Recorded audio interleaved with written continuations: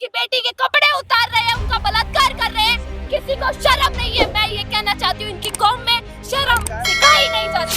अगर रोटी कपड़ा मकान केवल जरूरत है, अगर धर्म के साथ नहीं खड़े हुए, मानवता के साथ खड़े नहीं हुए, तो कैसे लड़ोगे, कैसे आगे बढ़ोगे तुम लोग?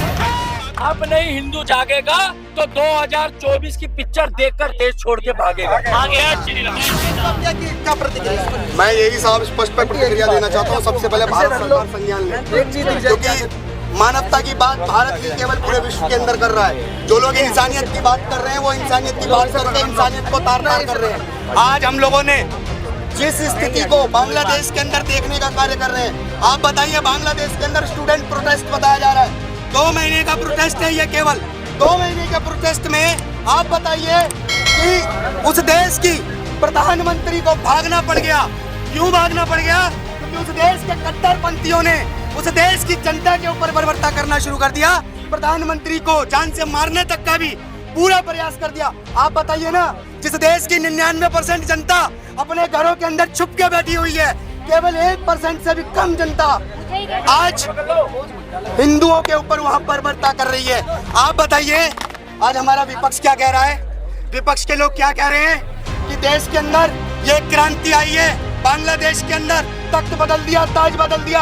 अगर तख्त बदलना, ताज बदलना, इसे आप युवा शक्ति को कहना और देश को बताना बता रहे हैं कि अगर ऐसी युवा शक्ति है, तो मैं सारे विपक्ष से कहना चाहूंगा, कान खोलकर और आंख खोलकर एक बात ध्यान से सुन लो। क्या देश के अंदर आप सेम बांग्लादेश की युवा शक्ति का आह्वान करेंगे कि देश की जनता, भारत की जनता भी ऐसा ही प्रोटेस्ट करके दिखाए, जिसका ये आज डर दिखाने का काम कर रहे हैं कि नरेंद्र मोदी भी भाग जाएगा? अगर ऐसा प्रोटेस्ट, आतंकी प्रोटेस्ट, महिलाओं के साथ बर्बरता, बच्चों के साथ बर्बरता, मानवता के साथ बर्बरता, वैश्विक स्तर पर बर्बरता दिखाकर पूरी दुनिया को डराने का काम कर रहे हैं, लोगों को मार मार कर टांगा जा रहा है। एक 14 साल की बेटी के साथ 47 जिहादियों ने आज बलात्कार किया। आप बताइए ना, ये कौन सा प्रोटेस्ट है? प्रोटेस्ट के नाम पर देश को अगवा कर लिया। प्रोटेस्ट के नाम पर कट्टरपंथियों ने देश के अंदर अपने ही मुस्लिम राष्ट्रपति को भागने पर मजबूर कर दिया। आप बताइए, इस देश के अंदर, दुनिया के अंदर 57 मुस्लिम कंट्रियां हैं। 57 मुस्लिम कंट्रियां होने के भी बाद शेख को, आप बोलिए हसीना शेख को मुस्लिम कंट्रियों में जगह नहीं मिली। कहाँ मिली? भारत के अंदर। उसी भारत के अंदर जिस भारत के लोगों को वहां मारा जा रहा है, हमारे हिंदू भाइयों को मारा जा रहा है। आप बताएं एक बात, क्या मोदी जी आपको नहीं दिख रहा है कि समय आ गया है शस्त्र खरीदने का? अरे हिंदुओं, अगर आज भी नहीं जागे तो घर के लिए सरिया, मकान और ये घर बनाना, रोटी कपड़ा मकान छोड़ दो, क्योंकि रोटी कमाओगे ना तो छीन जाएगी, यही कट्टरपंथी छीनेंगे। कपड़े अगर तुम पहनोगे, तुम्हारी बहन बेटियों के कपड़े भी यही उतारेंगे, और अगर मकान बनाओगे तो मकान भी जला देंगे। अरे रोटी कपड़ा मकान केवल जरूरत है, अगर धर्म के साथ नहीं खड़े हुए, मानवता के साथ खड़े नहीं हुए, तो कैसे लड़ोगे, कैसे आगे बढ़ोगे तुम लोग? 47 देखी थी आपने पिक्चर, केरला स्टोरी देखी थी, जैसलमेर वाली देखी आपने, बॉर्डर, आपने सारी पिक्चरें देखनी है। अपने बच्चों को बोल दो, लाइव पिक्चर चल रही है बांग्लादेश में, लाइव चल रही है, लाइव पिक्चर होगी आने वाले टाइम पे। अगर मोदी जी ने संज्ञान नहीं लिया तो मैं क्लियर बता दूं, पिक्चर का नाम होगा बांग्लादेश से भागे हिंदू 2024। क्या गायब हुए हिंदू 2024? हमारे बच्चों के बच्चे देख रहे होंगे और कह रहे होंगे, अगर काश हमारे बाप दादा उस टाइम उठ गए होते। हमारी मजबूरी ये है कि वहाँ के हिंदू बॉर्डर के पार है। क्या बॉर्डर के पार हम नहीं जा सकते, हमारे हाथ बंधे हुए हैं। दूसरी बात, उन्होंने दिखा दिया कि हम मुगलों के वंशज हैं, क्योंकि वहाँ पर वो महिलाओं के छोटे वस्त्र चुरा रहे हैं, संडास चुरा रहे हैं, चम्मच चुरा रहे हैं, क्लब प्लेटें चुरा रहे हैं, और वो कोई आरक्षण का मुद्दा नहीं था। उस देश को इस्लामीकरण बनाना है, उस देश को इस्लामीकरण बनाने का मुद्दा उन्होंने उठाया। इसी देश में पॉइंट 2 हर चीज का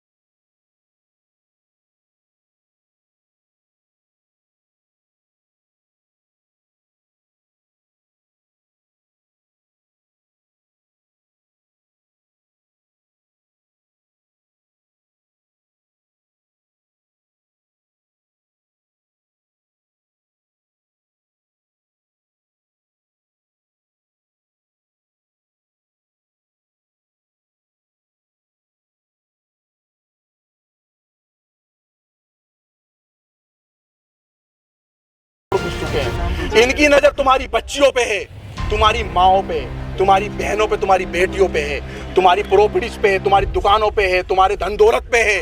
ध्यान रखना, आज तो हम यहाँ पर आकर के खड़े होकर चिल्ला रहे हैं, जो हमास के दल्ले दलाल थे, हमास के सपोर्टर थे, वो भाई साहब हमारे को कमेंट करके बोलेंगे ये पागल हैं, ये हिंसा भड़काते हैं। भाई साहब 4-4 साल की बच्चियों का घर के अंदर घुस रहे हैं, हथियार तलवार लेकर के, सुंदर बच्चियों को, सुंदर माँ बहन बेटियों के, हमारी हिंदुओं की केवल, और खींच के ले जा रहे हैं। बच्चों को 4-4, 2-2 साल के बच्चों को फांसियां लगाई जा रही है, माओ को फांसियां लगाई जा रही है, नोचा जा रहा है, लूटा जा रहा है। ये आने वाला, अगर तुम जातियों में बटे रहना, जैसे गुर्जर, जाट, बावन, दलित, शूद्र, वाल्मीकि, जाटव, अगर तुम इस तरीके से जातियों में बटे रहोगे तो बांग्लादेश तुम्हारा आने वाला फ्यूचर है।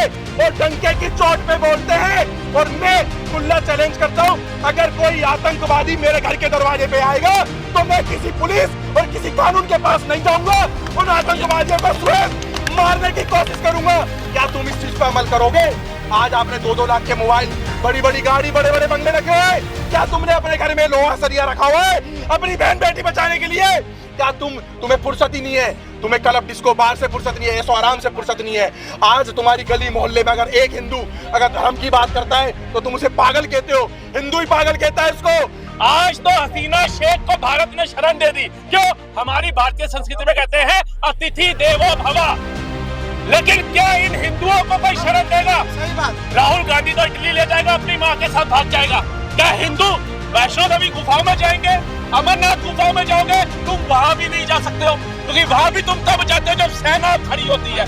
तुम अपने धार्मिक स्थलों के ऊपर, अपने कावड़ के ऊपर, अपने मेवात न्यू के अंदर बिना सेना के तैनाती के दर्शन नहीं कर सकते, और कहने पे तुम 100 करोड़ हिंदुओं, वक्त आ गया है जागने का। आज जाग जाओगे तो अपने आने वाली पीढ़ी को ये भारत दे जाओगे, नहीं तो अलग अलग टुकड़े में। बहुत बढ़िया,